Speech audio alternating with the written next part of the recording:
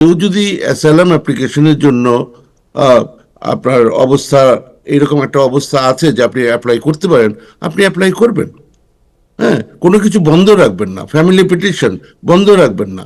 যুক্তরাষ্ট্রের যে অ্যাসাইলামের যে এখন যে ট্রাম্প সাহেবের যে ইমিগ্রেশন যে রেস্ট্রিকশন, বাংলাদেশের উপর রেস্ট্রিকশন, আপনার ভিসা ইস্যু বন্ধ করা, তারপরে বিভিন্ন প্রোগ্রামকে স্থগিত করে দেওয়া, এই সব ব্যাপার নিয়ে আপনার বিশেষ করে রাজনৈতিক আশ্রয়, এই সব ব্যাপার নিয়ে আপনার হোয়াট ইজ ইয়োর সাজেশন, যে যারা এখন ইমিগ্রেশন সুবিধা নিতে চান তারা কোন কোন ক্ষেত্রে খোলা আছে যে এই ক্ষেত্রে সুবিধা নিতে পারেন?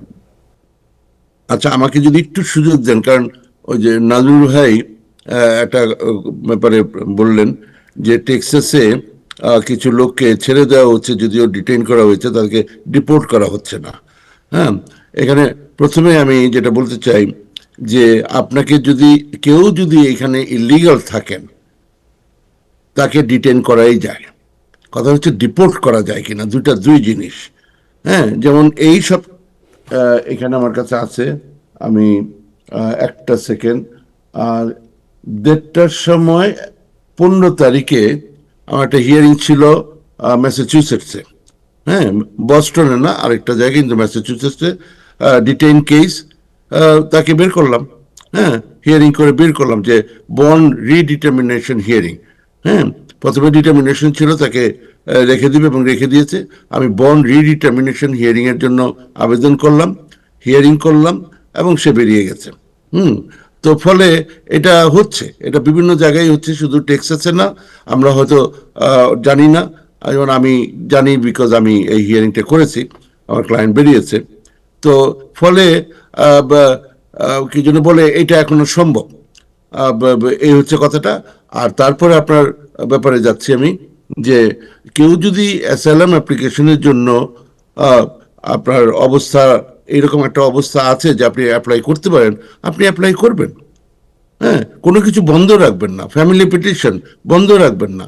এটা হয়তো পজ হয়েছে, আর একটু দেখে শুনে দিবে, সময় নিচ্ছে, সিকিউরিটি ক্লিয়ারেন্সের জন্য হয়তো সময় লাগছে, কিন্তু কিন্তু যদি আপনি না করেন আপনি আরো পিছিয়ে গেলেন। হ্যাঁ, তো ফলে এমনিও যেমন ফ্যামিলি ভিসায় যে যারা কনসুলার প্রসেসিং করেন, ডিকিউ হওয়ার পরও ওই 2 মাস পরে পরে এক একটা লাভ লেটার আসতে থাকে, কিছুদিন অপেক্ষা করেন, পিছিয়ে। এগুলা আগেই ছিল, এখনো থাকবে এবং বাড়বে। তা আপনি যদি অ্যাপ্লাই না করেন তাহলে তো আপনি আরো পিছিয়ে যাবেন। আজকে খুলে দেখি, যদি ইউএস সিটিজেন এখানে কারোর জন্য I-130 ইমিগ্রেন্ট পিটিশন ফাইল করেন, সেটা আগে 2-3 মাসের মধ্যেও হয়ে যেত, এমনও হয়েছে ইমিগ্রেন্ট পিটিশনটা। তারপরে দেখা শুরু করলাম 17 মাস লাগে, ভয়ঙ্কর অবস্থা। আজকে খুলে দেখি 49, মানে 49.5 মাস সময় লাগছে। ভাবতে পারেন, ইউএস সিটিজেন তার হাজবেন্ডের জন্য অ্যাপ্লাই করেছে, 49.5 মাস সময় লাগতেছে।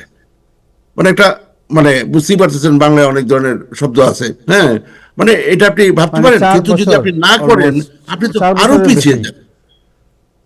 মানে আপনি আরো পিছিয়ে যাবেন। হ্যাঁ, আমরা আশা করতেছি যে একসময় আবার এটা তো উঠানামা করে। হ্যাঁ, এটা হয়তো করবে, কি জানি বলে যে কমে আসবে। হ্যাঁ, ওই যে আমি আপনার অনুষ্ঠানে যেই লাস্ট যেদিন সুযোগ পেলাম কথা বলার, সেখানে আপনি বলতেছিলেন যে আপনার একটা আশাবাদ কিছুদিনের মধ্যেই অবস্থাটা বদলাবে। হ্যাঁ, আপনার মুখে ফুলচন্দন পড়ুক। হ্যাঁ, তো এরকমের হতেই পারে, কিন্তু এই মুহূর্তে আজকের খবর হচ্ছে 49.5 মান্থস। তো এই হচ্ছে অবস্থা। আপনারা কেউ কোনো কিছু বন্ধ রাখবেন না, যারই যা অবস্থা আছে। যদি আপনার জীবনের ভয় থাকে, স্বাধীনতা ক্ষুণ্ণ হওয়ার ভয় থাকে, আপনি এই দেশের প্রোটেকশন নেবেন। আইন বন্ধ হয় নাই। হ্যাঁ, আইন ঠিকই আছে। হ্যাঁ, সুতরাং আপনি এগুলো করে যাবেন। কথা হচ্ছে এই ফ্রড করা টোলা, এগুলো একটু সাবধানে করতে হবে। সাবধানে মানে কি করা যাবে না আর কি, এগুলো কথা। Thank you so much, thank you. আপনাকে অনেক ধন্যবাদ জনাব অ্যাটর্নি মীর মিজানুর রহমান। আপনাকে আমাদের অন্তরের অন্তঃস্থল থেকে ধন্যবাদ। আমাকে কি ধন্যবাদ মানে আমাকে বিদায় করে দিচ্ছেন? না না, আপনি অলওয়েজ থাকবেন। Thank you. মানে আপনি আমি তাহলে আরেকটা কথা বলি। আজকে এক ভদ্রলোক তার ওয়াইফ নিয়ে আসছেন। হ্যাঁ, ওই মানে একটা কনসালটেশনের জন্য ওনার অন্য লয়ার আছে, অ্যাটলিস্ট 2জন বা 3জন লয়ার আছে এই মুহূর্তে বিভিন্ন বিষয়ে। আমি তার এইভাবে লয়ার না, কিন্তু এসে আমার উপর সমস্ত রাগটা ঝাড়লেন যে আপনাদের মতো লয়ারদের কারণে আমার জীবনটা শেষ হয়ে গেল। হ্যাঁ, তো যাই হোক, আমি যেটা বলবো, আমি মানে আমি তার আগে কখনোই দেখা হয় না, 6 মাস আগে একবার আসছিলেন। আমি শুধু এটাই বলবো, এই যে কথাটা, এটা খুবই খুবই লজ্জার একটা ব্যাপার। আমাদের কাছে মানুষের ট্রাস্ট করে আসে, পয়সা কড়ি দেয়, হ্যাঁ, তার পুরো ফ্যামিলি তার জন্য ওয়েট করে। আমরা যদি, মানে অন্তত আমি যদি, যদি না, আমি নিশ্চয়ই কারো না কারো ভুল টুল করছে, সোজা কথা।